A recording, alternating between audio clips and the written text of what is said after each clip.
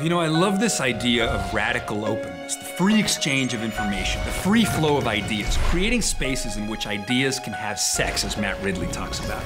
And this is huge because it turns out that ideas are just as real as the neurons they inhabit, as James Gleick tells us. You know, a new kingdom rises above the biosphere. The denizens of this kingdom are ideas, because ideas have retained some of the properties of organisms, it turns out. They leap from brain to brain. They compete for the limited resources of our attention. They have infectivity. They have spreading power. They are what Richard Dawkins calls the new replicators, born from the primordial soup of human culture. Their vector of transmission is language and electronic communications. And though ideas are not made of nucleic acid, they have achieved more evolutionary change, and at a rate that leaves the old gene panting far behind. You know, Ray Kurzweil says our ability to create virtual models in our heads, combined with our modest-looking thumbs, was sufficient to usher in a secondary force of evolution called technology. And it will continue until the entire universe is at our fingertips. This is unbelievable stuff. It speaks to the telescoping nature of evolutionary change.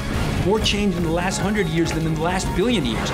Terence McKenna actually wrote that from the moment that human beings invented language, biological evolution essentially ceased, and evolution became a cultural epigenetic phenomenon. Now, we take in matter of low organization, we put it through our mental filters, and we extrude it in the form of space shuttles and iPhones.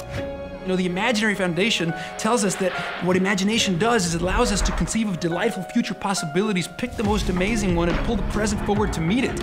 You know, imagine how impoverished this world would have been if we hadn't invented the technology of the oil painting in time for Van Gogh, or the technology of the musical instrument in time for Beethoven and Mozart to unfurl through it. You know, with the revolutions in biotechnology, nanotechnology, the free exchange of information is allowing us to conceive of radical new things.